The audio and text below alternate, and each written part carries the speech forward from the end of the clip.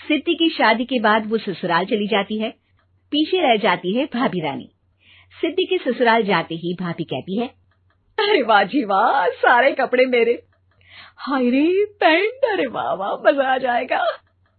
अरे ये सिद्धि की अलमारी के सामने खड़े होकर क्या बड़बड़ा रही है? जा जाकर देख मेहमानों को विदाई की मिठाई मिली कि नहीं। अब हाँ माँ जी, क्यों नहीं, लेकिन पहले कपड़े तो बदल लूं।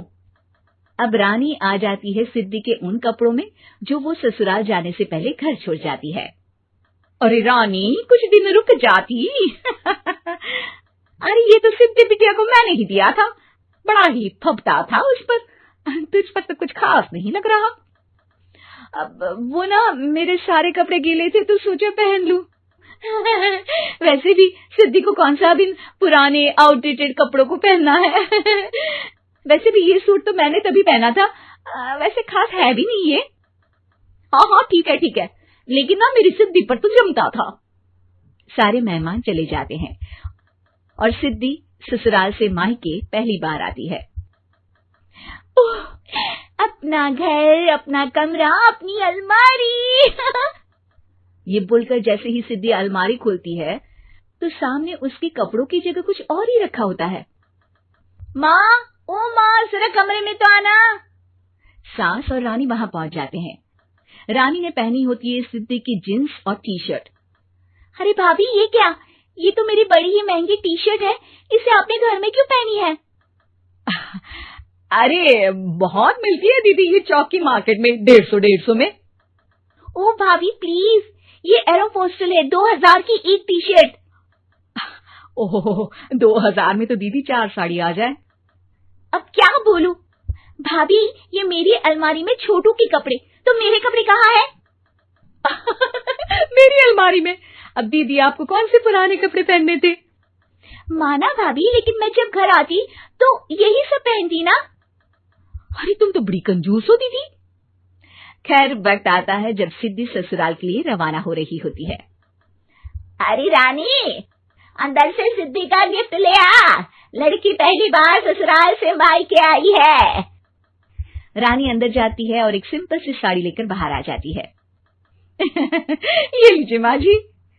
सास बेटी को गिफ्ट देकर ससुराल भेजती है। अगले दिन रानी एक सुंदर सी साड़ी पहनकर सामने आती है। अरे रानी, ये तो वो साड़ी है जो मैंने सिद्धि को देने के लिए दी थी जब वो ससुराल ले जाती, लेकिन ये तूने कैसे पहन ली?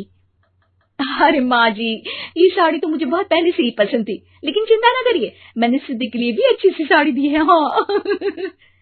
तभी सिद्धि का फोन आता है। क्या माँ, कुछ अच्छा तो दिया होता ससुराल ले जाने के लिए, अरे पहले दिखा दिया होता। ये चमकते हुए पैकेट में नौकरानी वाली साड़ी मत दिया करो माँ। अरे बेटे, वो तेरी भाभी ने ना गलती से उससे पैकेट बदल गया। हाँ, मैं कल ही तेरे भाई के हाथ से तेरा वाला पैकेट भेज दूंगी। अरे रहने दो माँ, आई एम श्योर भाभी ने अभी वही साड़ी पहनी होगी जो तुमने मेरे लिए रखी थी, तुम तो समझ नहीं पाई उनको।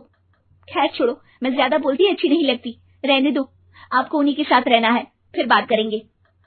सास को रानी पर गुस्सा आ जाता है। वो उसके कमरे में जाती है जहाँ वो शादी का एल्बम देख रही होती है। रानी, मार्केट जाकर एक ऐसी ही साड़ी लेकर आ, कल प्रतीक जाकर सिद्धि के घर दे आएगा। अरे क्यों माँ जी, कितनी साड़ी देनी है दीदी को, यहाँ कोई सेल लगी है क्या?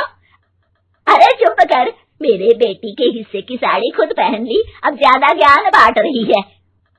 एक दिन सिद्धि का फोन आता है। माँ, मेरी सास ने आप सबको खाने पर बुलाया है। सारे लोग सिद्धि के ससुराल पहुंचते हैं।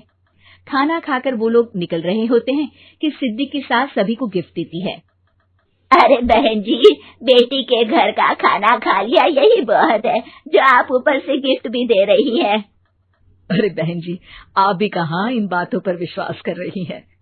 सास सभी को गिफ्ट देती है, लेकिन रानी को जो साड़ी देती है वो अजीब सी हरे रंग की, लाल रंग की बड़ी छाप वाली होती है। अरे छी, ये कौन पहनेगा? सासू माँ को तो जरी वाली इतनी सुंदर, और मेरे लिए ये नौकरानी वाली। अरे भाभी, दरअसल मैं जब भी घर आती थी आप वापसी में ऐसी ही साड़ी देती थी ना, तो माँ ने सोचा कि आपको आपकी पसंद की ही साड़ी क्यों ना दी जाए। बेचारी रानी, बोलती भी तो क्या। सिद्धि और सास रानी का चेहरा देखकर हंसने लगती है, तो रानी समझ जाती है कि अपने ही बिछाए जाल में वो फंस चुकी है।